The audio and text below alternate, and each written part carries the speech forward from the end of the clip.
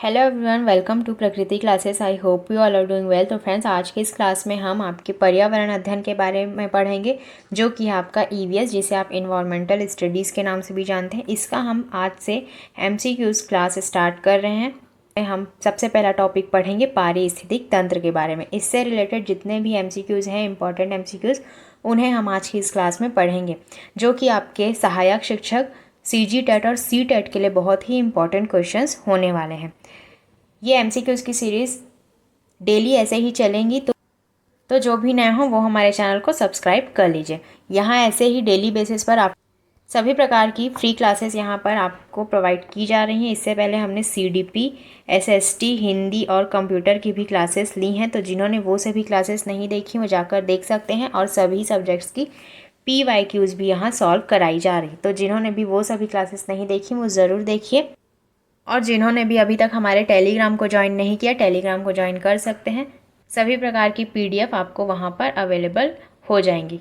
और जो भी नए हो वो हमारे चैनल को सब्सक्राइब कर लीजिए, क्योंकि यहाँ आपको बिल्कुल exam oriented free classes provide की जा रही हैं। और अगर क्लास पसंद आए तो लाइक कमेंट ज़रूर कीजिए, और ज़्यादा से ज़्यादा आप इसे शेयर कीजिए ताकि सभी को फ्री क्लासेस मिल सकें। और कमेंट करके ज़रूर बताएंगे कि आपके कितने क्वेश्चंस सही हुए। तो चलिए आज से इस क्लास को हम स्टार्ट करते हैं। हम एक एक करके इसके सभी टॉपिक्स के जितने भी MCQs हैं उन्हें सॉल्व करते हुए चलेंगे। तो ज़्यादा से ज़्यादा लोग हमारे चैनल को सब्सक्राइब कर लीजिए, क्योंकि यहाँ आपको बिल्कुल फ्री कंटेंट प्रोवाइड की जाएंगी और बिल्कुल इंपॉर्टेंट क्वेश्चंस का कलेक्शन यहाँ पर आपके लिए लाया जाएगा। तो जो भी नया हो वो हमारे चैनल को सब्सक्राइब कर लीजिए। तो चलिए आज का हम पहला क्वेश्चन स्टार्ट करते हैं। पहला क्वेश्चन इसमें दिया गया है, जो कि आपके पारिस्थितिक तंत्र से संबंधित है। निम्नलिखित में से कौन जैव मंडल का अजैविक घटक नहीं है? निम्नलिखित में से कौन जैव मंडल का अजैविक घटक नहीं है, यह आपसे पूछा गया है। ऑप्शन इसमें दिए गए हैं कवक, मृदा, प्रोटीन या फॉस्फोरस। तो इसका जो सही आंसर हो जाएगा नहीं है अजैविक घटक, ये आपसे पूछा गया। तो आप देख सकते हैं जो आपका अजैविक घटक है वो आपका हो जाएगा मृदा, प्रोटीन और फास्फोरस। लेकिन जो आपका कवक है वो अजैविक घटक नहीं है, बल्कि ये एक जैविक घटक है। तो इस प्रकार से यही आंसर इसमें बिल्कुल सही हो जाएगा। और ये बहुत ही महत्वपूर्ण जैविक घटक है, तो इसके बारे में ये सभी पॉइंट्स आप याद रखेंगे। और ये जो कवक होते हैं वो हमेशा जो उत्पादक होते हैं और उपभोक्ता उनके मृत्यु के पश्चात ही उनके शरीर का अपघटन करते हैं। इससे जो निर्मित साधारण पदार्थ जो निकलते हैं, जो साधारण पदार्थ निकलते हैं, उनसे ही वे अपना भोजन और ऊर्जा प्राप्त करते हैं। तो ये सभी चीज़ें आप कवक के बारे में याद रखेंगे, जो कि आपका है एक जैविक घटक। और ये उत्पादक और उपभोक्ता के मृत्यु के पश्चात उनसे जो अपना भोजन, उनके शरीर का जो अपघटन करते हैं, उससे ही जो साधारण पदार्थ निकलते हैं, उससे ही अपना भोजन और ऊर्जा प्राप्त करते हैं। और जो निर्जीव पदार्थ होते हैं जो कि जीवों को किसी न किसी रूप में प्रभावित करते हैं, वो आपके कहलाते हैं अजैविक घटक। उसमें यही सभी चीज़ें आ जाती हैं, मृदा, प्रोटीन, फास्फोरस, ये सभी चीज़ें आपके अजैविक घटक के अंतर्गत आती हैं। तो ये इतने पॉइंट्स आप इसमें याद रखेंगे, क्योंकि इन पॉइंट्स से भी आपके एग्जाम में क्वेश्चन पूछे जा सकते हैं। और ये सभी क्वेश्चन आपके किसी ना किसी एग्जाम में आए हुए क्वेश्चन हैं। जितने भी आपके टीचिंग एग्जाम्स होते हैं उन सभी का ही एक इम्पॉर्टेंट कलेक्शन है। तो लास्ट तक आप इसमें ज़रूर बने रहेंगे। क्वेश्चन नंबर 2 आप इसमें देख सकते हैं। वनोन्मूलन का दुष्परिणाम है मृदा अपरदन में वृद्धि, मृदा अपरदन में कमी, वन्य जंतुओं की संख्या में वृद्धि या वर्षा में वृद्धि। तो इसका सही आंसर हो जाएगा जो वनोन्मूलन का दुष्परिणाम होता है वो इसमें हो जाएगा जो मृदा अपरदन में वृद्धि होती है, उससे आपके वनोन्मूलन का क्षय होता है, वही इसका दुष्परिणाम है। तो मृदा अपरदन में जो वृद्धि होती है वही इसका मुख्य कारण हो जाएगा। तो ऑप्शन नंबर ए इसमें बिल्कुल सही हो जाएगा। वनोन्मूलन जो होता है आपका, उसके दुष्परिणाम से मृदा अपरदन में वृद्धि होती है। इसी कारण जो अपरदन होता है उससे आपके जो मिट्टी है वो कट कर बहने लगते हैं। इसी को आप मृदा अपरदन के नाम से जानते हैं। जो कट कर बहने लगती है जो भी मिट्टी, तो वो मृदा अपरदन उसे ही आप कहते हैं। और उससे ही जो आपका वनोन्मूलन का क्षय होता है। और जो वनोन्मूलन के क्षय होने के और भी कारण है, वो है आपके वन को काटा जाना। वन को काटने से भी होता है और जलाने से भी उनकी हानि होती है। तो ये सभी चीज़ों से आपके हानि होती है। तो ये सभी पॉइंट्स आप इसमें याद रखेंगे। और जो दुष्परिणाम होते हैं उसमें अनेक भी कारण हैं, जिसमें आप देख सकते हैं कि जो पृथ्वी पर ताप व प्रदूषण में वृद्धि होती है, पृथ्वी और जो आपका ताप होता है उसके प्रदूषण में वृद्धि होती है, वर्षा की कमी होती है, वर्षा की कमी, उससे भी आपके वनोन्मूलन क्षय होते हैं, और जो आपका भौम जल स्तर गिरता है उसमें भी आपके वनोन्मूलन का क्षय होता है, और बाढ़ अकाल जैसी आपदा में वृद्धि, इसके कारण भी आपका वनों का क्षय होता है। तो ये सभी चीज़ें आप इसमें याद रखेंगे। नेक्स्ट क्वेश्चन आप इसमें देख सकते हैं, पर्यावरण के जैविक घटक हैं पौधे, पहाड़, मैदान या नदियाँ। तो जो पर्यावरण के जैविक घटक हैं वो हो जाएगा आपका ऑप्शन नंबर ए। जो पौधे हैं वो पर्यावरण के जैविक घटक हैं। और जैविक घटकों में कौन कौन सी चीज़ें आती हैं ये आप देख सकते हैं। जो पौधे होते हैं वो आते हैं आपके जैविक घटक में, जितने भी प्राणी होते हैं वो आते हैं आपके, जितने भी प्राणियों के नाम आते हैं वो हैं, जैसे कि प्राणियों में आप देख सकते हैं आपके मानव आ जाते हैं, जंतु आ जाते हैं, परजीवी और सूक्ष्मजीवी, ये सभी चीज़ें आपके जैविक घटक के अंतर्गत आते हैं। तो ये सभी नाम आप याद रखेंगे। और जो आपका परितंत्र होता है, मतलब कि जो इकोसिस्टम होता है, उसमें ही जो जैविक और अजैविक घटकों का एक साथ परस्पर क्रिया होता है। तो इसी से आपके जो प्राथमिक उत्पादक, द्वितीयक उत्पादक, तृतीयक उत्पादक तथा अपघटक आते हैं। जो आपका इकोसिस्टम होता है उसमें सबसे पहले आप देख सकते हैं जो जैविक और अजैविक घटक आते हैं, इसमें से ही आपके प्राथमिक उत्पादक, द्वितीयक उत्पादक और तृतीयक उत्पादक और अपघटक आते हैं। और आप एक एग्जाम्पल के तौर पर इसे समझ सकते हैं, जैसे कि पौधे से सूर्य के प्रकाश की उपस्थिति में प्रकाश संश्लेषण की जैसे क्रिया करते हैं। जो पौधा होता है आपका सूर्य के प्रकाश की उपस्थिति में ही प्रकाश संश्लेषण करता है। जैसे कि सूर्य, पर्वत, पहाड़ और मैदान अजैविक घटक होते हैं। तो जो पौधा होगा वो आपका जैविक घटक होगा, लेकिन जो आपका सूर्य होगा, पर्वत होगा, पहाड़, मैदान, ये सभी चीज़ें आपके अजैविक घटक के अंतर्गत आते हैं। तो इतने पॉइंट्स आप इसमें याद रखें, क्योंकि इन सभी इंपॉर्टेंट पॉइंट्स हैं ये, जितने भी मैं यहाँ पर आपको बता रही हूँ, ये इन पॉइंट से भी आपके एग्जाम में क्वेश्चन पूछे जाने की संभावना है। तो आपको पता होना चाहिए कि जैविक घटक किसे कहते हैं और अजैविक घटक किसे कहते हैं। तो ये सभी चीज़ें आप इसमें याद रखेंगे। जितने भी निर्जीव जीव हैं आप ऐसे भी इसे याद रख सकते हैं, जितने भी सजीव जीव हैं वो आपके जैविक घटक होते हैं, और जितने निर्जीव जीव हैं वो आपके होते हैं अजैविक घटक। तो इस प्रकार से भी आप सिंपल भाषा में इसे याद रख सकते हैं। इंपॉर्टेंट पॉइंट भी आप नोट कर सकते हैं, जैसे कि आपका जो इकोलॉजी शब्द है सबसे पहले प्रयोग किया था वो किया था आपके अर्नेस्ट हैक्ले, ये नाम भी आप याद रखेंगे इसमें। उन्होंने इसका जो उपयोग किया था वो किया था आपके 1866 में। तो ये सभी चीज़ें आप इसमें याद रखेंगे। और जो आपके पारिस्थितिक तंत्र के जनक थे, मतलब कि जो इकोसिस्टम के जनक थे, वो थे आपके टॉन्सले, एजी टॉन्सले। तो ये दो इंपॉर्टेंट नाम आप इसमें याद रखेंगे, क्योंकि इनसे भी आपके एग्जाम में क्वेश्चन पूछे जाते हैं। तो ये दो नाम आप इसमें याद रखें। जो आपका इकोलॉजी का सर्वप्रथम जिसने प्रयोग किया था वो थे आपके अर्नेस्ट हैकल, जिन्होंने 1866 में इसका प्रयोग किया था। और जो एजी टॉन्सले थे इन्होंने 1935 में इसका प्रयोग किया था। तो ये दोनों नाम आप इसमें याद रखेंगे। अब नेक्स्ट क्वेश्चन आप इसमें देख सकते हैं, क्वेश्चन नंबर 4, पारिस्थितिक तंत्र में शक्ति प्रवाह होता है एक दिशात्मक, द्विदिशात्मक, बहुदिशात्मक या एक भी नहीं। तो जो इसका सही आंसर हो जाएगा वो हो जाएगा आपका एक दिशात्मक। जो पारिस्थितिक तंत्र में शक्ति प्रवाह होता है वो आपका हो जाता है एक दिशात्मक, और जो ऊर्जा प्रवाह ही होता है, जो शक्ति प्रवाह है या ऊर्जा प्रवाह, वो एक दिशा ही होती है, एक दिशी ही होती है। तो इसे आप याद रखेंगे। और जो सौर ऊर्जा होता है वो एक ही मात्र ऊर्जा का स्रोत होता है। जो सौर ऊर्जा है वो एक ही मात्र ऊर्जा का स्रोत है, इसे भी आप याद रखेंगे। और जो आपका लिंड मान थे, लिंड मान, ये आप इसे याद रखेंगे, क्योंकि ये आपके एग्ज़ाम के लिए बहुत ही इम्पॉर्टेंट है। इससे आपके एग्ज़ाम में हमेशा क्वेश्चन पूछे जाते हैं। लिंड मान जो नियम था उसमें जो ऊर्जा का केवल 10% ही अगले उपभोक्ता को प्राप्त होता है। तो ये चीज़ आप इसमें याद रखेंगे। ये आपके एग्ज़ाम में पूछा गया क्वेश्चन है और ये हमेशा पूछा ही जाता है और आगे भी पूछने की इसकी संभावना है। तो इसे आप इसमें याद रखेंगे। जो लिंड मान का नियम है उसमें ऊर्जा का केवल 10% ही अगले उपभोक्ता को प्राप्त होता है। सबसे पहले आप देख सकते हैं उत्पादक होता है, फिर उसके बाद प्राथमिक उपभोक्ता होता है, फिर उसके बाद द्वितीयक उपभोक्ता, फिर सर्वोच्च उपभोक्ता, फिर आपका होता है अपघटक। तो ये सभी चीज़ें आप इसमें याद रखेंगे।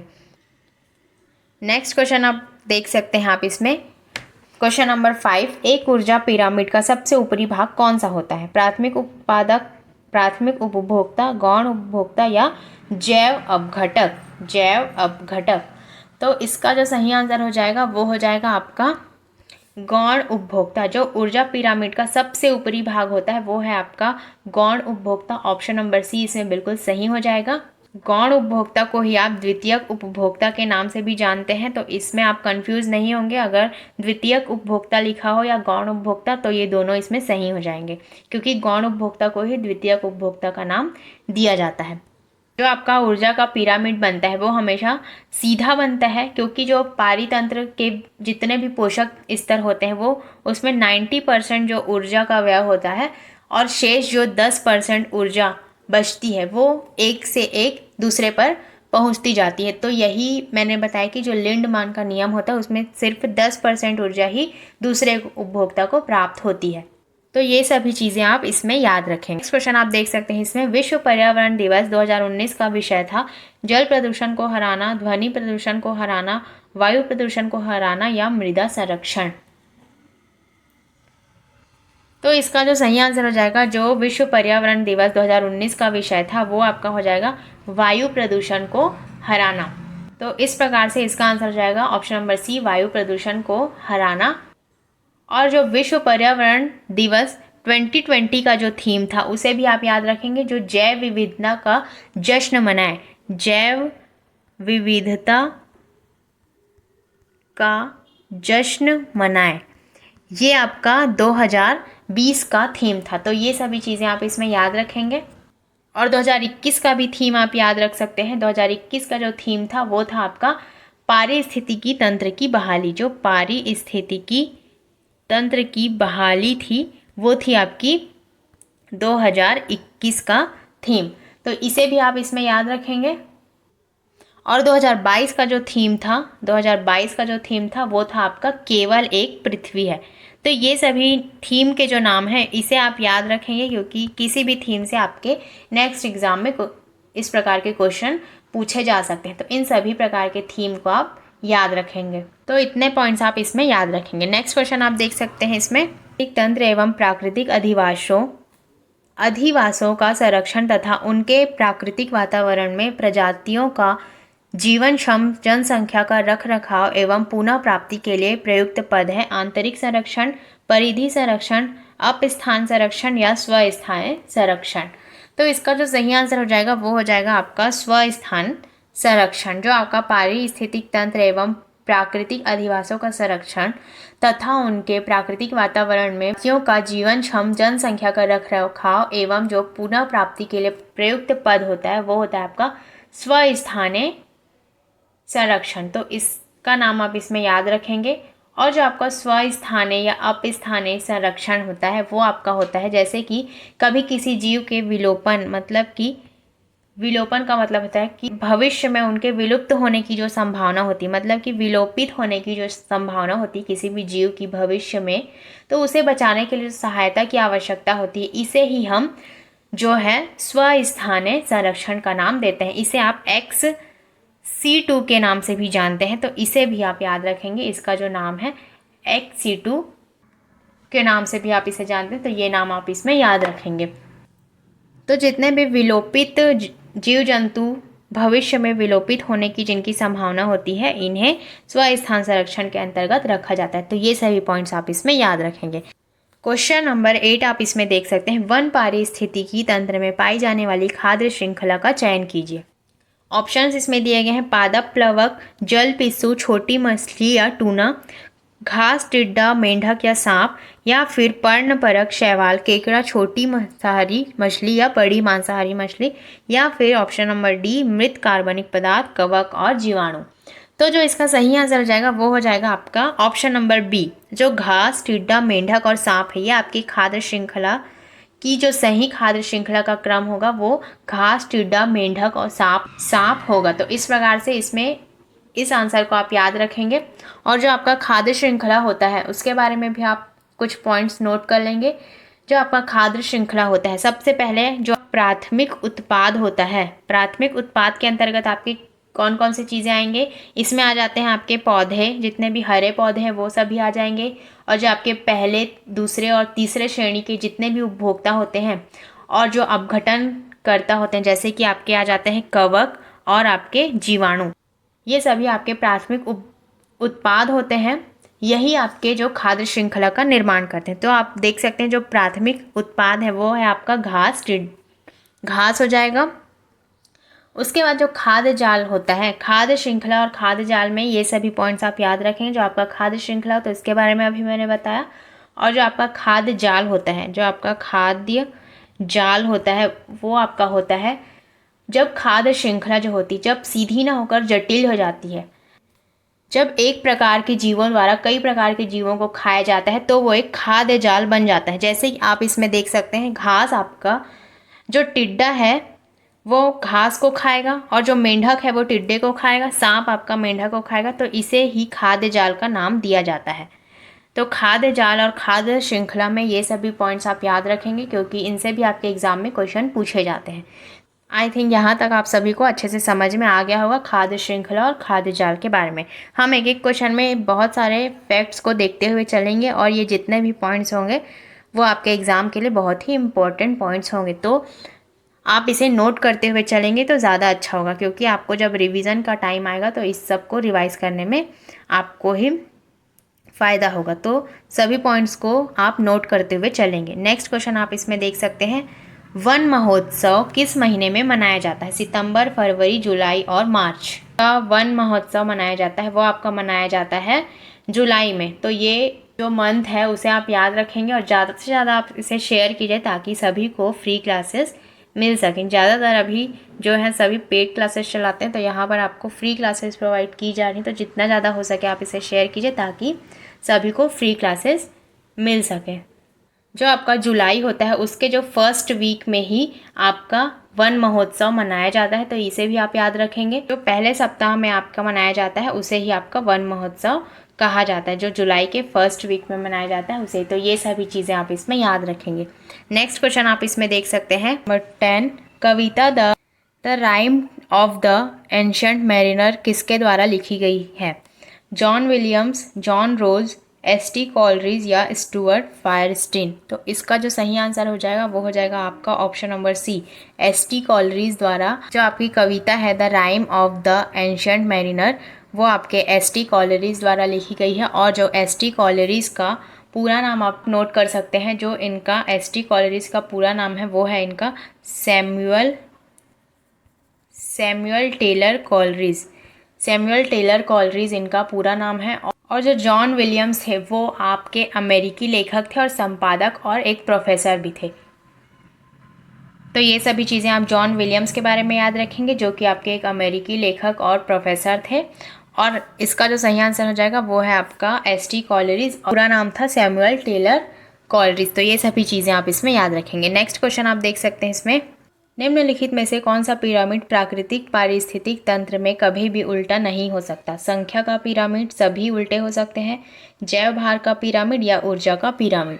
तो जो इसका सही आंसर हो जाएगा, जो पारिस्थितिक तंत्र में कभी भी उल्टा नहीं हो सकता वो हो जाएगा आपका ऑप्शन नंबर डी। जो ऊर्जा का पिरामिड होता है वो कभी भी उल्टा नहीं होता है, तो ये आंसर इसमें बिल्कुल सही हो जाएगा। जो ऊर्जा पिरामिड होती है वो ऊष्मागतिकी के नियमों का पालन करती है। जो आपकी ऊर्जा पिरामिड होती है वो आपके ऊष्मागतिकी का पालन करती है, और ये जो होती है वो एक पोषण स्तर से दूसरे पोषण स्तर पर जो स्थानांतरित होने वाली जो ऊर्जा होती है उसे ये दिखाती है। और जो ऊर्जा का सदैव जो ऊर्जा आपका होता है, ऊर्जा का पिरामिड वो हमेशा ही सीधा बनता है, ना कि उल्टा, सदैव सीधा बनता है, इसे आप याद रखेंगे। और जो लिंडमान के नियम के अनुसार ऊर्जा का 10% हिस्सा ही अगले उपभोक्ता तक जाता है। तो ये सभी पॉइंट्स आप इसमें याद रखेंगे। जो लिंडमान का नियम है जो कि आपका 10% ही अगले उपभोक्ता को मिलता है, तो ये आपके एग्ज़ाम के लिए बहुत ही इंपॉर्टेंट है। इससे आपके एग्ज़ाम में हमेशा क्वेश्चन पूछे जाते हैं। तो पारिस्थितिक तंत्र के बारे में ये सभी चीज़ें आप इसमें याद रखेंगे। अब नेक्स्ट क्वेश्चन आप इसमें देख सकते हैं, क्वेश्चन नंबर 12, प्रथम विश्व पर्यावरण दिवस WED किस वर्ष में मनाया जाता था? मतलब कि आपका वर्ल्ड एनवायरनमेंट डे किस दिन मनाया जाता है, आपसे पूछा गया है। ऑप्शंस इसमें दिए गए हैं 1974, 1972, 1971 या 1981। तो इसका जो सही आंसर हो जाएगा वो हो जाएगा आपका ऑप्शन नंबर ए, 1974 को इसकी डेट भी आप याद रखेंगे, 5 जून 1974 में जो विश्व पर्यावरण दिवस था वो सबसे पहले मनाया गया था। और इसके साथ ही साथ आप ये भी याद रखेंगे जो आपका वन्य जीव संरक्षण अधिनियम था वो आपका मनाया गया था 1972 में। और जो आपका वायु प्रदूषण अधिनियम था वो आपका मनाया गया था 1981 को। और जो आपका जल प्रदूषण अधिनियम मनाया गया था वो मनाया गया था आपके 1974 में। तो ये सभी चीज़ें आप इसमें याद रखेंगे। और जो आपका विश्व पर्यावरण दिवस मनाया गया था वो आपका 5 जून 1974 को मनाया गया था। तो ये सभी डेट आप इसमें याद रखें। किसी भी अधिनियम से आपके एग्ज़ाम में क्वेश्चन पूछे जा सकते हैं, तो आपको वन्य जीव, वायु प्रदूषण और जल प्रदूषण के बारे में पता होना चाहिए। नेक्स्ट क्वेश्चन देख सकते हैं आप, क्वेश्चन नंबर 13। अम्लीय वर्षा खाली स्थान तथा खाली स्थान के ऑक्साइडों के कारण होती है। Carbon, phosphorus, sulphur, nitrogen, carbon nitrogen या नाइट्रोजन फ्लोरीन। तो जो इसका सही आंसर हो जाएगा वो हो जाएगा आपका जो अम्लीय वर्षा होती है वो आपके सल्फर तथा नाइट्रोजन के ऑक्साइडों के कारण होती है। तो ऑप्शन नंबर बी इसमें बिल्कुल सही हो जाएगा। और साथ ही साथ आप भी क्वेश्चन को बनाने की कोशिश करेंगे और कमेंट करके ज़रूर बताएंगे कि आपके कितने क्वेश्चन इसमें से सही हुए, क्योंकि ये सभी सेलेक्टेड क्वेश्चन है, किसी ना किसी आपके टीचिंग एग्जाम में आए हुए क्वेश्चन है। तो आप भी इसे बनाने की कोशिश ज़रूर करेंगे। आपका अम्लीय वर्षा जो होता है वो सल्फर तथा नाइट्रोजन के ऑक्साइडों के कारण होती है। तो इसका जब परिणाम होता है तब आपका जो सल्फर डाइऑक्साइड होता है जिसे आप SO2 कहते हैं, और जो ये दोनों होते हैं वो आपके वायुमंडल में उत्सर्जित होते हैं, तथा जो आपके वायु धारा होती है, मतलब कि जो आपके हवा होती है, उसके द्वारा इसे लेकर जाया जाता है। तो ये सभी चीज़ें आप इसमें याद रखेंगे। अब नेक्स्ट क्वेश्चन आप इसमें देख सकते हैं, क्वेश्चन नंबर 14। प्रत्येक पारिस्थितिक तंत्र में सभी प्रजातियां किससे जुड़ी होती हैं? खाद्य श्रृंखला, प्राणी, पौधे या खाद्य जाल। तो जो जितने भी पारिस्थितिक तंत्र में आपकी प्रजातियां जुड़ी होती हैं उसे खाद्य जाल कहा जाता है। खाद्य जाल के माध्यम से ही वो सभी चीज़ें, जितनी भी आपकी प्रजातियां होती हैं वो पारिस्थितिक तंत्र में जुड़ी होती हैं, तो इसे ही खाद्य जाल कहा जाता है। जो हमने एक क्वेश्चन में घास, टिड्डा, मेंढक इस प्रकार की जो चीज़ें देखी थी, उसमें जो घास को टिड्डा खा रहा है, टिड्डा को मेंढक खा रहा है, मेंढक को सांप खा रहा है, इसी को हम खाद्य जाल कहते हैं। तो इसी प्रकार एक जीव को दूसरा जीव खा रहा है, उससे ही आपका खाद्य जाल बनता है। तो इसे ही आप खाद्य जाल के नाम से जानते हैं। तो ये ऑप्शन इसमें बिल्कुल सही हो जाएगा। नेक्स्ट क्वेश्चन आप इसमें देख सकते हैं, क्वेश्चन नंबर 15। स्थान के वायु, नमी और तापक्रम जैसे अजैव कारक किसका निर्धारण करते हैं? खाद्य श्रृंखला, मौसम, प्राणी या इनमें से कोई नहीं। तो जो इसका सही आंसर हो जाएगा वो हो जाएगा आपका मौसम। ऑप्शन नंबर बी इसमें बिल्कुल सही हो जाएगा। जो एक स्थान के वायु, नमी और तापक्रम जैसे अजैव कारक का निर्धारण करता है वो आपका करता है मौसम। मौसम के कारण ही आपका जो वायु, नमी और तापक्रम जैसे अजैव कारक का निर्धारण किया जाता है वो आपके मौसम के द्वारा ही किया जाता है। जो आपका मौसम होता है वो किसी स्थान पर किसी खास समय पर आपके वायुमंडल की स्थिति को दर्शाता है। किसी खास समय पर आपके वायुमंडल के स्थिति को दर्शाती है, यही आपका मौसम कहलाता है। और जो इसमें अनेक कारक होते हैं, जैसे आपके मौसम में होते हैं हवा सबसे महत्वपूर्ण है, उसके बाद आपका आ जाता है ताप, उसके बाद आ जाता है आपका दाब, उसके बहने की गति आती है, बादल आता है, उसमें कोहरा जैसी क्रियाएं, जितनी भी क्रियाएं ये सभी उसमें आपके वायुमंडल में शामिल होती हैं। का मौसम होता है, इससे ही आपके दिन, महीनों में होने वाले बदलाव जो होते हैं, मौसम के कारण ही आपके दिन और महीने में बदलाव आते हैं। तो ये सभी पॉइंट्स आप इसमें याद रखेंगे। जो आपका मौसम से संबंधित पॉइंट्स हैं, इन सभी पॉइंट्स को आप याद रखेंगे। जो आपका जलवायु होता है वो सबसे लंबे समय में घटित होने वाली स्थिति को दर्शाती है। जो आपका जलवायु होता है वो सबसे लंबी घटना होती है, तो इसे भी आप याद रखेंगे। ये सभी पॉइंट्स आपके एग्जाम के लिए बहुत ही इंपॉर्टेंट है। जो जितने भी क्वेश्चन में आपके फैक्ट बताए जा रहे हैं वो सभी आपके लिए बहुत ही इंपॉर्टेंट है, तो इसे आप नोट करते हुए चलेंगे। नेक्स्ट क्वेश्चन आप इसमें देख सकते हैं, क्वेश्चन नंबर 16। मानव भूगोल, प्राथमिक मानव पारिस्थितिक तथा मानव समाज का अध्ययन प्रत्येक की पृष्ठभूमि, यह कथन किसने दिया है? रेडजेल द्वारा, वाइट एवं रेनर द्वारा, जो बुन्स द्वारा या फिर विडल डे लॉज द्वारा। तो इसका जो सही आंसर हो जाएगा वो हो जाएगा आपका ऑप्शन नंबर ए, रेड जेल द्वारा आपका जो ये कथन है उसे दिया गया है। और जो रेड जेल की एक पुस्तक का भी नाम आप याद रखेंगे जो एंथ्रोपोजियोग्राफी है, जो आपकी एंथ्रोपोजियोग्राफी जो है वो इनके द्वारा लिखी गई एक बुक का नाम है, तो इसे भी आप याद रखेंगे।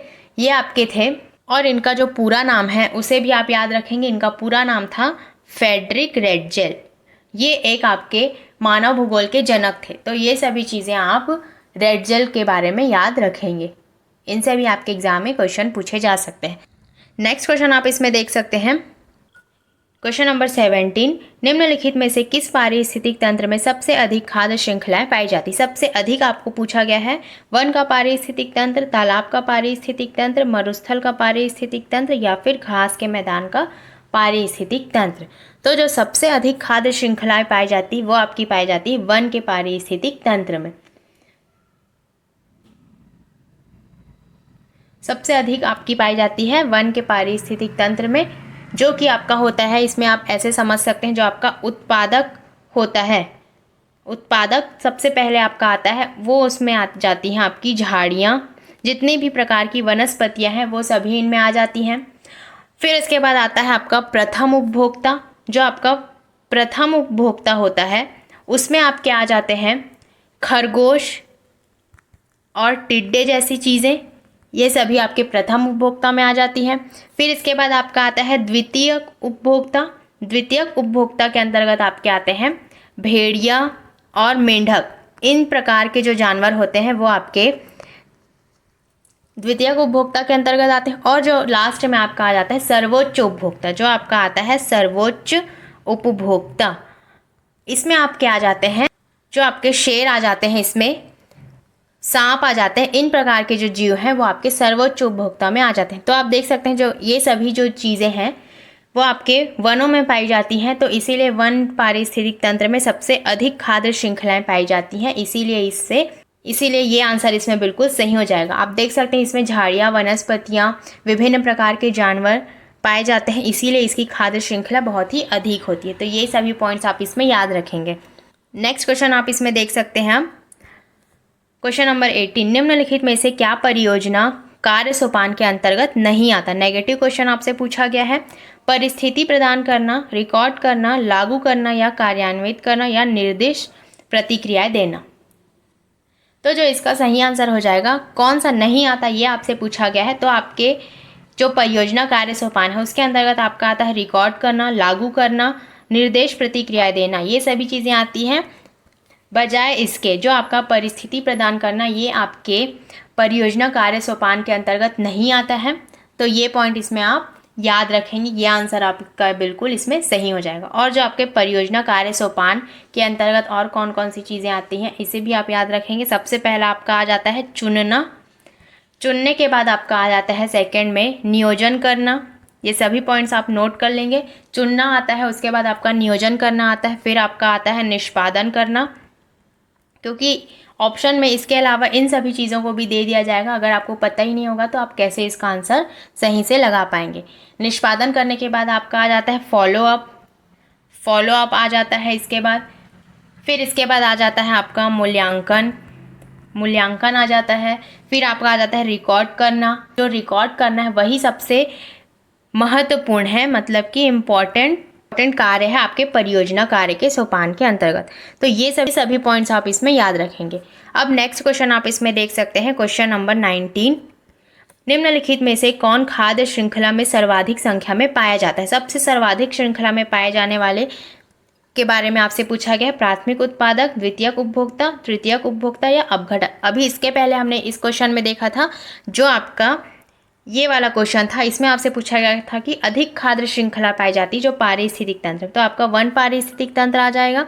इसमें मैंने इन सभी चीज़ों के बारे में आपको बताया था, तो उसी से रिलेटेड ये क्वेश्चन आपसे पूछा गया है। तो इसमें आपको खाद्य श्रृंखला में सबसे सर्वाधिक संख्या में पाया जाता है, इसे बताना है। तो जो इसका सही आंसर हो जाएगा वो हो जाएगा आपका अपघटक। और ये आपके CG टेट में पूछा गया क्वेश्चन है, जो सीजी टेट आपका 2022 हुआ था उसमें ये आपका पूछा गया क्वेश्चन है। मैंने ईवीएस के क्वेश्चन पेपर सॉल्व कराए थे तो उसमें ये क्वेश्चन था। तो आपने अगर वो सभी क्वेश्चंस नहीं देखे हैं जो हमने प्रीवियस ईयर के क्वेश्चन सॉल्व कराए हैं, वो सभी क्वेश्चन आपने नहीं देखे तो जाकर ज़रूर देखिए, इससे आपको पैटर्न पता चलेगा। और आप देख सकते हैं ये सभी क्वेश्चन आपके प्रीवियस ईयर में पूछे गए क्वेश्चन ही हैं। तो आप देख सकते हैं जो आपका अपघटक होता है वो जो खाद्य श्रृंखला में सबसे सर्वाधिक संख्या में पाया जाता है, और जो आपके अपघटक ही होते हैं वो मृत जीवों को खाते हैं। ये भी पॉइंट आप इसमें याद रखेंगे, इसीलिए इसकी जो संख्या है वो सबसे अधिक है, क्योंकि ये मृत जीवों को खाते हैं इसीलिए ये अपघटक की श्रेणी में आ जाते हैं। और जो आपका अपघटक होता है उसमें सबसे ज़्यादा आपके आते हैं बैक्टीरिया। इन सभी के नाम आप याद रखेंगे। आपका आ जाता है इसमें बैक्टीरिया आ जाता है, कवक आ जाता है, और जितने भी अन्य सूक्ष्म जीव होते हैं वो सभी आपके अपघटक के अंतर्गत आ जाते हैं। तो ये सभी पॉइंट्स आप इसमें याद रखेंगे। अब नेक्स्ट क्वेश्चन आप इसमें देख सकते हैं, क्वेश्चन नंबर 20। तालाब के पारिस्थितिक तंत्र में निम्न प्रकार से कौन सा जीव एक से अधिक पोषण संचरण में पाया जाता है? जंतु प्लवक, पादप प्लवक, मछली या मेंढक? तो जो इसका सही आंसर हो जाएगा वो हो जाएगा आपका मछली। जो तालाब के पारिस्थितिक तंत्र में एक जीव से अधिक पोषण संचरण में पाया जाता है वो हो जाएगा आपका मछली। जो आपका तालाब होता है उसमें आपके पाए जाते हैं जो आपका फाइटोप्लैंक्टन पाया जाता है। जो आपका फाइटोप्लैंक्टन पाया जाता है वो एक उत्पाद के रूप में होते हैं जिनका जो सीधे उपभोग किया जाता है वो आपके मछली के द्वारा किया जाता है। तो इसी प्रकार इसमें दिया गया है कि अधिक पोषण संचरण में पाया जाता है जो कि आपका हो जाएगा मछली। तो इन्हीं सभी चीज़ों को आप इसमें याद रखेंगे। अगर आपने पारिस्थितिक तंत्र की ये क्लास आप अच्छे से देख ली तो इससे बाहर आपके एग्जाम में क्वेश्चन नहीं पूछा जाए, क्योंकि इसमें बहुत से फैक्ट्स आपको बताए जा रहे हैं, इंपॉर्टेंट पॉइंट्स आपको यहाँ पर बताए जा रहे हैं। तो इन सभी को आप नोट कर लेंगे और इनको ही आप रिवाइज कर करके पढ़ेंगे तो आपसे क्वेश्चन आंसर अच्छे से बनने लगेंगे। और ये बहुत ही इम्पॉर्टेंट क्वेश्चंस आपके लिए यहाँ पर लाए गए हैं, तो लास्ट तक आप ज़रूर बने रहेंगे। नेक्स्ट क्वेश्चन आप इसमें देख सकते हैं, क्वेश्चन नंबर 21। यदि उत्पादक स्तर पर 20 J ऊर्जा ट्रैप की जाती है तब मोर के लिए निम्नलिखित खाद्य श्रृंखला में कितनी ऊर्जा उपलब्ध होगी? पौधे, चूहे, सर्प और मोर का आपसे पूछा गया है। ऑप्शंस इसमें दिए गए हैं 0.02 J, 0.2 J, 0.002 J या फिर 0.000 J। तो इसका जो सही आंसर हो जाएगा वो हो जाएगा आपका ऑप्शन नंबर ए इसमें बिल्कुल सही हो जाएगा। जो 0.02 J है वो इसमें बिल्कुल सही हो जाएगा। जो मोर के लिए उपलब्ध ऊर्जा बचेगी वो आपकी बचेगी 0.02 J। जो आपका लिंडमान का नियम है उसमें मैंने बताया था कि 10% ही अगले उपभोक्ता को प्राप्त होता है जो भी आपकी ऊर्जा होती है वो। तो इसमें आप देख सकते हैं जो आपका चूहा है वो आपका हो जाएगा प्राथमिक उपभोक्ता। उसमें 20 का जो 10% होगा तो उसे आप ऐसे निकाल सकते हैं 20 गुणा 10/100। तो इसमें जो आपका आएगा वो आपका आ जाएगा 2J आ जाएगा। फिर आपका जो सांप होता है उसका आप निकाल सकते हैं। इसमें आपका बचा 2J, तो आपके सांप के पास आया 2J, तो इसमें आप इसका निकाल सकते हैं। अब इसका आप निकालेंगे तो 2 का हो जाएगा 10%, इसे आप निकाल सकते हैं 2 गुणा 100। तो इसमें आपका बचेगा 0.2। तो ये आपका हो गया, इतना हो गया आपका सांप का हो गया, 0.2 आपके सांप का हो गया। फिर आप नेक्स्ट में मोर के लिए निकालेंगे तो आपके मोर के लिए जब आप 0.2 का 10% निकालेंगे तो इसका आप इस प्रकार से निकाल सकते हैं 0.2 गुणा 10/100। तो इसका आपका आ जाएगा 0.02 J। इस प्रकार से ये आपका हो जाएगा मोर का। तो यही ऑप्शन इसमें बिल्कुल सही हो जाएगा जो 0.02 J है वो। तो इस प्रकार से आप लिंडमान के नियम के अनुसार जो आपकी 10% उपभोक्ता जो 10% ऊर्जा ही दूसरे उपभोक्ता को प्राप्त होती, तो इस नियम के अनुसार इस फॉर्मूले को लगाकर आप ऐसे इसका आंसर निकाल सकते हैं। तो इसे आप नोट कर लेंगे और इसी प्रकार से आपसे अगर नेक्स्ट क्वेश्चन पूछा जाए, आपसे अगर एग्जाम में इस प्रकार के क्वेश्चन पूछे जाए तो आपसे बहुत ही अच्छे से बन जाएंगे। और ये आपका क्वेश्चन आपके सीजी टेट में पूछा गया क्वेश्चन है, ये आप इसमें याद रखेंगे। अब नेक्स्ट क्वेश्चन आप देख सकते हैं, क्वेश्चन नंबर 22। पारितंत्र शब्द का गठन किसने किया? हीकल, हमबोल्ट, टॉसले या ओडम? तो हमने शुरू में ही पारितंत्र के बारे में पढ़ा था, तो मैंने उसमें बताया था जो आपका पारितंत्र होता है मतलब कि जो इकोसिस्टम होता है, इसे आप इस नाम से भी जानते हैं, इंग्लिश में इसे इकोसिस्टम कहा जाता है। तो मैंने बताया था कि इकोसिस्टम का जो प्रतिपादित किया था, कि इकोसिस्टम को जिसने प्रतिपादित किया था वो थे आपके A.G. टॉसले, और इन्होंने 1935 में इसका प्रतिपादन किया था। तो ये नाम आप इसमें याद रखेंगे, तो ऑप्शन नंबर सी इसमें बिल्कुल सही हो जाएगा।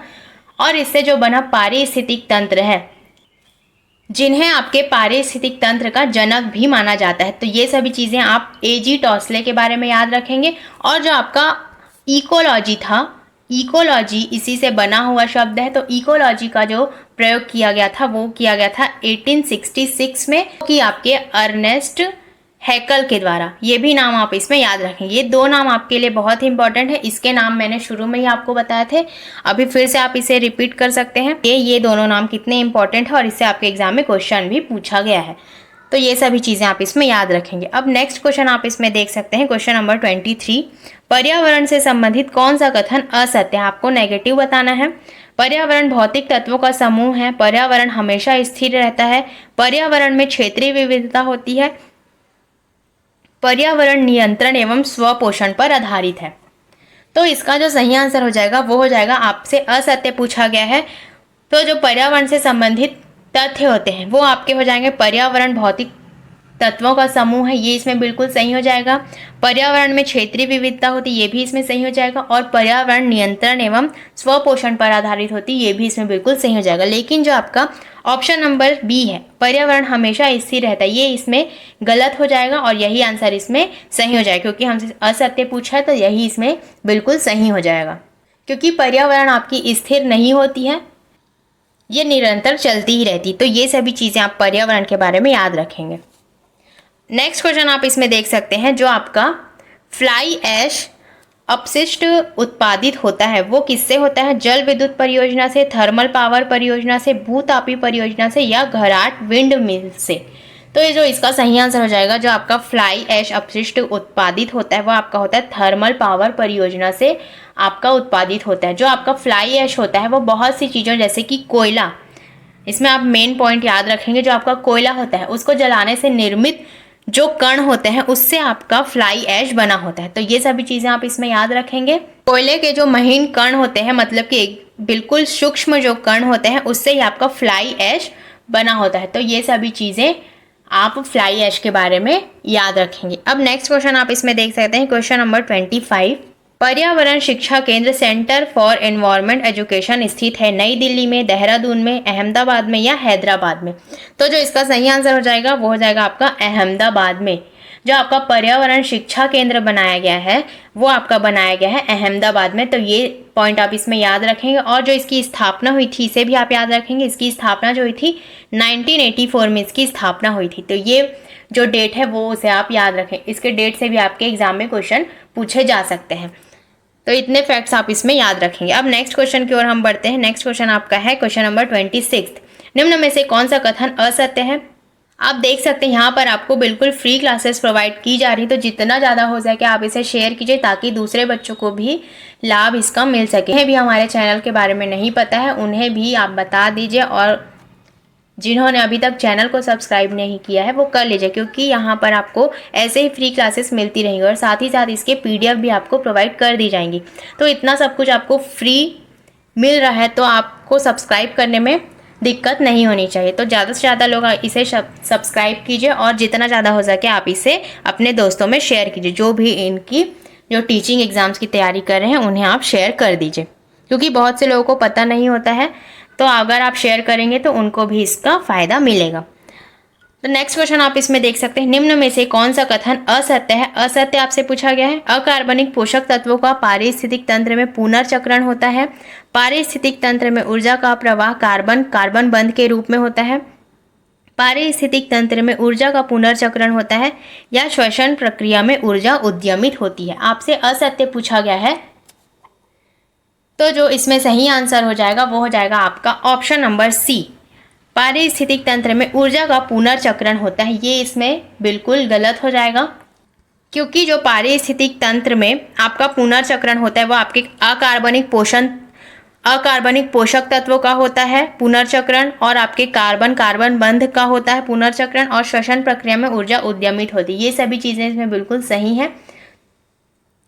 और जो आपका पारिस्थितिक तंत्र में ऊर्जा का पुनर्चक्रण होता है यही इसमें गलत हो जाएगा, तो यही इसमें सही हो जाएगा क्योंकि असत्य हमसे पूछा गया। और जो पारिस्थितिक शब्द का सर्वप्रथम जो प्रयोग किया था वो आपके अर्नेस्ट हैकल ने किया था, तो ये आप पॉइंट याद रखेंगे, जो कि आपका 1866 में किया था। तो ये पॉइंट आपके बार बार रिपीट हो रहे हैं, तो ये जो नाम है आपको अभी तक अच्छे से याद हो गया होगा, तो इसे आप याद रखेंगे क्योंकि आपके एग्जाम में पूछा जा सकता है। नेक्स्ट क्वेश्चन आप इसमें देख सकते हैं, क्वेश्चन नंबर 27।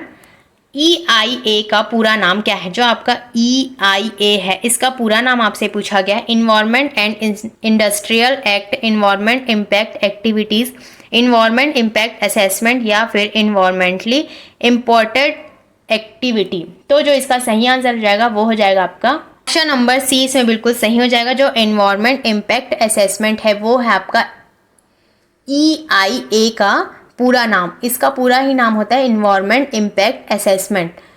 तो ये आंसर इसमें बिल्कुल आपका सही हो जाएगा। जो आपका इन्वायरमेंट इम्पैक्ट असेसमेंट है उसके बारे में आप कुछ पॉइंट्स नोट कर लेंगे, जो कि आपका होता है एक परियोजना। ये आपके एक परियोजना से संबंधित, इसमें आपका आ जाता है खनन, सिंचाई, बांध, इस प्रकार के जो संयंत्र होते हैं ये इसमें आ जाते हैं, जो आपके परियोजना में आते हैं। तो ये सभी चीज़ें आप इसमें याद रखेंगे एनवायरनमेंट इम्पैक्ट असेसमेंट के बारे में। नेक्स्ट क्वेश्चन आप इसमें देख सकते हैं, निम्न में से कौन सर्वाधिक स्थिर पारिस्थितिक तंत्र? सबसे स्थिर पारिस्थितिक तंत्र आपसे पूछा गया है, वन, रेगिस्तान, पहाड़ या समुद्र। तो इसका जो सही आंसर हो जाएगा वो हो जाएगा आपका ऑप्शन नंबर डी। जो समुद्र है वो बिल्कुल आपका स्थिर पारिस्थितिक तंत्र होता है, तो ये ऑप्शन इसमें बिल्कुल सही हो जाएगा। ये खारा होता है, इसे भी आप याद रखें। जो आपके समुद्र का पानी होता है वो बिल्कुल खारा होता है और इसका जो तापमान होता है वो कम या स्थिर होता है, तो इसी वजह से ये आपका स्थिर होता है, सबसे स्थिर पारिस्थितिक तंत्र के अंतर्गत आता है। तो ये सभी चीज़ें आप इसमें याद रखेंगे। अब नेक्स्ट क्वेश्चन आप इसमें देख सकते हैं, क्वेश्चन नंबर 29। निम्नलिखित में से कौन सा पारिस्थितिक का अजैविक घटक है? पौधे, ह्यूमस, कवक या बैक्टीरिया? तो जो इसका सही आंसर हो जाएगा वो हो जाएगा आपका ह्यूमस। जो आपका ह्यूमस होता है वो अजैविक घटक होता है। जो आपके अजैविक घटक होते हैं उसमें मैंने बताया था जो कि आपके निर्जीव जीव होते हैं, जो कि आपके निर्जीव जीव होते हैं वही आपके अजैविक घटक कहलाते हैं। और जैसे इसमें आप एग्जाम्पल्स देख सकते हैं, मैंने इसके पहले क्वेश्चन में भी आपको इसके एग्जाम्पल्स बताए थे। जैसे आप देख सकते हैं इसमें आ जाती है आपकी मिट्टी आ जाती है, हवा आ जाती है और आपके विभिन्न प्रकार के कार्बनिक पदार्थ आ जाते हैं और अकार्बनिक पदार्थ भी आ जाते हैं। तो ये सभी चीज़ें आपके अजैविक घटक के अंतर्गत आते हैं, उनमें से ही एक है आपका ह्यूमस। तो ये सभी पॉइंट्स आप इसमें याद रखेंगे। अब नेक्स्ट क्वेश्चन आप इसमें देख सकते हैं, लास्ट के कुछ ही क्वेश्चंस बचे हुए हैं, तो एंड तक आप जरूर इसमें बने रहेंगे।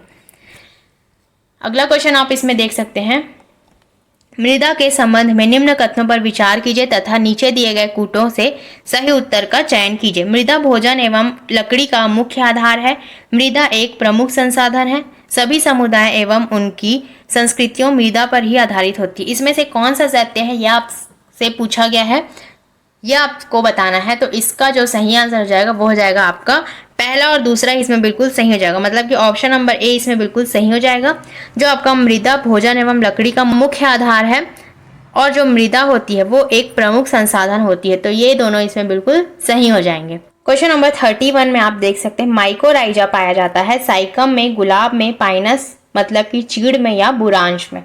तो इसका सही आंसर हो जाएगा जो आपका माइकोराइजा पाया जाता है वो आपका पाया जाता है पाइनस मतलब कि चीड़ में पाया जाता है। माइकोराइजा होता है वो क्या होता है, इसे आप इसके बारे में आप देख सकते हैं। जो आपका माइकोराइजा होता है वो आपके जो कवक होते हैं, कवक के बारे में तो मैंने बताया था, तो ये सभी चीज़ें तो आपको कवक के बारे में पता ही होंगी कि कवक आपका किसे कहा जाता है। और जो कवक होते हैं और जो आपका जो वाहिक पादप होते हैं उनके जो बीच की परस्पर सहजीवी संबंध होती है उसे ही आपका माइकोराइजा कहा जाता है। तो और जो आपका माइकोराइजा होता है वही आपके पाइनस चीड़ में पाया जाता है। तो ये सभी चीज़ें आप माइकोराइजा के बारे में याद रखेंगे।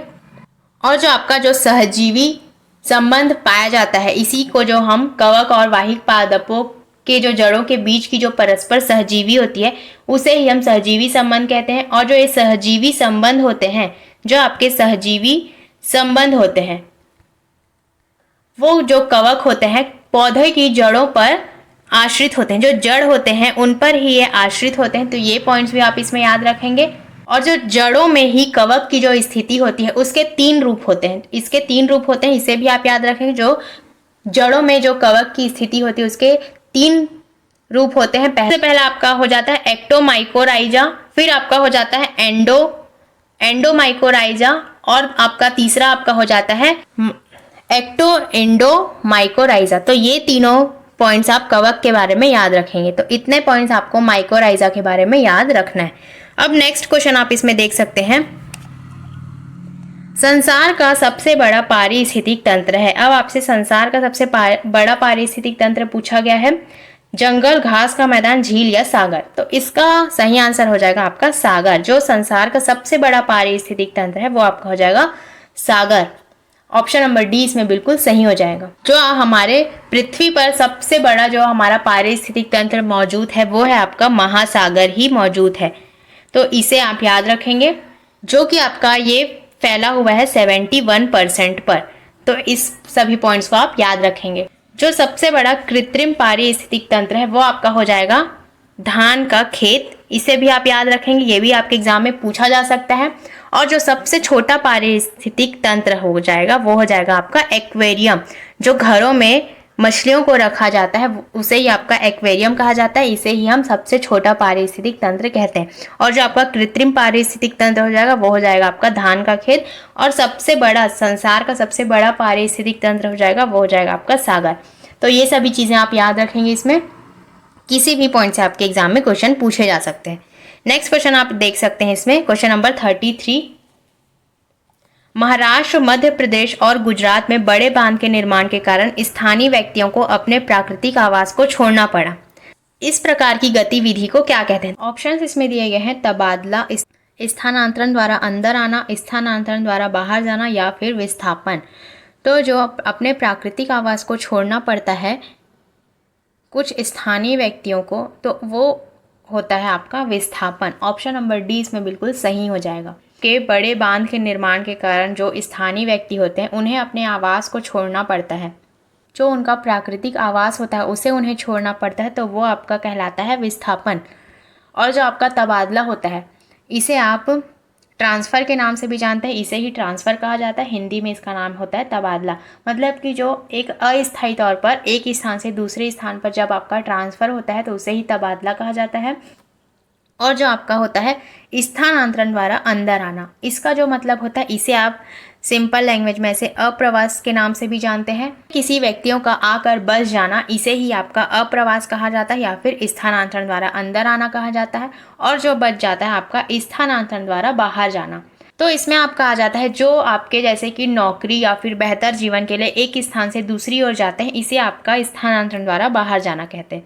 तो ये सभी चीज़ें आप इन चारों ऑप्शन के बारे में समझ गए होंगे। तो जो आपका स्थानीय प्राकृतिक आवास को छोड़ना पड़ता है वो आपको हो जाता है विस्थापन। तो ऑप्शन नंबर डी इसमें बिल्कुल सही हो जाएगा। अब नेक्स्ट क्वेश्चन आप इसमें देख सकते हैं, क्वेश्चन नंबर 34, निम्नलिखित में से कौन सा वनोन्मूलन का परिणाम है? वायुमंडलीय तापमान में वृद्धि, वायुमंडल में CO2 के स्तर में वृद्धि, भौम जल स्तर में वृद्धि या फिर बाढ़ और सूखे जैसी प्राकृतिक आपदाओं के होने में वृद्धि की संभावना में वृद्धि। तो जो इसका सही आंसर हो जाएगा वो हो जाएगा आपका ऑप्शन नंबर सी। जो A, B और D है वो इसमें बिल्कुल सही हो जाएगा। मतलब कि जो आपका वायुमंडल तापमान में वृद्धि है वो वनोन्मूलन के परिणाम है। इसके पहले इस क्वेश्चन को हमने और देखा था, वायुमंडल में जो CO2 के स्तर में वृद्धि होती है वो भी आपका आ जाएगा। और बाढ़ और सूखे जैसी प्राकृतिक आपदाओं के होने की संभावना में वृद्धि होती है वो भी आपका आ जाएगा। लेकिन जो भौम जल में वृद्धि है वो इसमें नहीं आएगा। तो A, B, D इसमें बिल्कुल सही हो जाएगा। इसके बारे में हमने पहले भी क्वेश्चन में देखा था।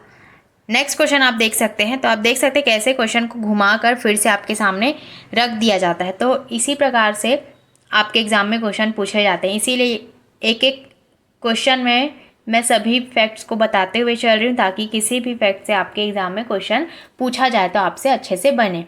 नेक्स्ट क्वेश्चन आप देख सकते हैं, क्वेश्चन नंबर 35, जीवों में संबंध जहां एक जीव को साहचर्य से लाभ होता है और दूसरे जीव को हानि होती है उसे कहा जाता है सहजीविता, प्रतियोगिता, सहोपकारिता या फिर परजीविता। तो जो इसका सही आंसर हो जाएगा, जो आपके एक जीव को साचार से लाभ होता है और दूसरे को हानि होता है, उसे आपका कहा जाता है परजीविता। ऑप्शन नंबर डी इसमें बिल्कुल सही हो जाएगा। जो आपके परजीविता के अंतर्गत आते हैं उसमें आप कहा जाता है अमरबेल आ जाता है और आपका दूसरा आ जाता है लोरेंथस। तो ये दोनों नाम आप इसमें याद रखेंगे, आपके एग्जाम में ये पूछा जा सकता है। और जो आपका सहजीविता होता है उसके बारे में आप देख सकते हैं। जो आपका सहजीविता होता है, जो आपके दो जीवधारी होते हैं, वो बिना नुकसान पहुंचाए एक दूसरे को लाभ पहुंचाते हैं। वो किसी को नुकसान नहीं पहुंचाते हैं बल्कि एक दूसरे को लाभ पहुंचाते हैं, वो आपके कहलाते हैं सहजीवी।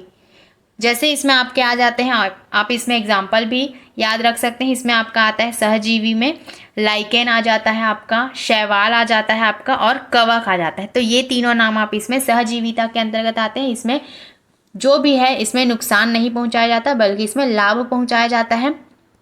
और जो आपका सहोपकारिता होता है, इसमें जो होता है वो अलग अलग जीवधारियों द्वारा उन दोनों को लाभ पहुंचाया जाता है। इनमें जो सेम प्रकार के जीव होते हैं लेकिन इसमें अलग अलग जीवधारियों के द्वारा उन्हें लाभ पहुंचाया जाता है। और जो आपका प्रतियोगिता होता है उसमें आपके जो जीवधारी होते हैं उनके जीवित नहीं रहने के कारण वो अपनी जाति और भिन्न जातियों से उनकी जो होती है प्रतिस्पर्धा होती है, मतलब कि एक कॉम्पिटिशन होता है और जो उसमें सक्षम होता है वही उसमें जीत जाता है। तो यही इसमें प्रतियोगिता के अंतर्गत आएगा। तो ये सभी पॉइंट्स आप इसमें याद रखेंगे। अब नेक्स्ट क्वेश्चन आप इसमें देख सकते हैं, क्वेश्चन नंबर 36। विशेष क्षेत्रीय प्रजातियां हैं, दुर्लभ प्रजातियां, लुप्त प्राय प्रजातियां, आयतित प्रजातियां या फिर एक क्षेत्र में पाई जाने वाली प्रजातियां। तो इसका जो सही आंसर हो जाएगा वो हो जाएगा आपका ऑप्शन नंबर डी। एक क्षेत्र में पाई जाने वाली प्रजातियों को ही विशेष प्रजातियां कहा जाता है। तो ऑप्शन नंबर डी इसमें बिल्कुल सही हो जाएगा। जो आपकी विशेष प्रजातियां होती है वो एक ही क्षेत्र में पाई जाने वाली जितनी भी प्रजातियां होती हैं उन्हें ही हम विशेष प्रजातियां कहते हैं। इसमें आप कुछ एग्जाम्पल्स देख सकते हैं, जैसे कि आपका कंगारू जो होता है वो आपका होता है मूल रूप से जो ऑस्ट्रेलिया की विशेष क्षेत्रीय प्रजाति है, मतलब कि एक ही क्षेत्र में ये पाई जाती, जो कि आपकी पाई जाती है आपके ऑस्ट्रेलिया में ही। तो इस प्रकार से ये इसमें बिल्कुल सही हो जाएगा। और जो आपकी लुप्त प्राय प्रजातियां होती हैं, उसमें जो होते हैं जिनकी लुप्त होने की संभावना ज़्यादा होती है, तो वो सभी लुप्त प्राय प्रजातियों के अंतर्गत आते हैं, जिनके भविष्य में लुप्त होने की ज़्यादा संभावना होती है। और जो दुर्लभ प्रजातियां होती है उनमें आ जाते हैं आपके कभी कभी बस दिखते हैं, मतलब कि इसमें आप क्या आ जाएंगे, इसमें आप कुछ एग्जाम्पल्स देख सकते हैं, जैसे कि आपका हिमालयन ब्राउन भालू। जो आपका हिमालयन ब्राउन भालू है वो इसमें आ जाएगा, जो आपका आएगा दुर्लभ प्रजाति के अंतर्गत, मतलब कि ये कभी कभी ही बस दिखता है। तो इसी प्रकार से ये सभी पॉइंट्स आप इसमें याद रखें। किसी भी पॉइंट्स आपके एग्जाम में क्वेश्चन पूछे जा सकते हैं। तो मतलब कि इसीलिए आपको एक क्वेश्चन में जितने भी ऑप्शंस दिए गए हैं उन सभी के बारे में पता होना चाहिए। और इसमें हमने सभी ऑप्शंस को अच्छे से पढ़ा है, तो किसी भी ऑप्शन से अगर आपके एग्जाम में क्वेश्चन पूछा जाए तो आपसे अच्छे से बन जाएगा। तो आप देख सकते हैं आज के इस क्लास में हमने पारिस्थितिक तंत्र के बारे में बहुत ही अच्छे से समझा, बहुत ही अच्छे से पढ़ा। तो ऐसे ही हम इसकी सीरीज़ कंटिन्यू रखेंगे, एक के बाद एक इसके इम्पॉर्टेंट MCQs की सीरीज़ आएंगी टॉपिक वाइज। तो आप ज़्यादा से ज़्यादा इसे शेयर कर दीजिए। जो भी आपके शिक्षक भर्ती CGTET की तैयारी करें उन्हें आप ज़्यादा से ज़्यादा इसे शेयर कर देंगे और लाइक कमेंट करके ज़रूर बताएंगे कि आपके कितने क्वेश्चंस इसमें से सही हुए और क्लास आपको कैसी लगी। और जिन्होंने अभी तक चैनल को सब्सक्राइब नहीं किया वो चैनल को सब्सक्राइब कर लीजिए, और जिन्होंने भी टेलीग्राम को ज्वाइन नहीं किया वो टेलीग्राम को भी ज्वाइन कर सकते हैं। सभी प्रकार की आपको हमारे क्लासेस से रिलेटेड PDF वहाँ पर आपको प्रोवाइड कर दी जा रही हैं। तो जिन्हें भी अगर PDF चाहिए वो टेलीग्राम को ज्वाइन कर सकते हैं। तो मिलते हैं ऐसे ही नेक्स्ट वीडियो में, तब तक के लिए thank you and take care.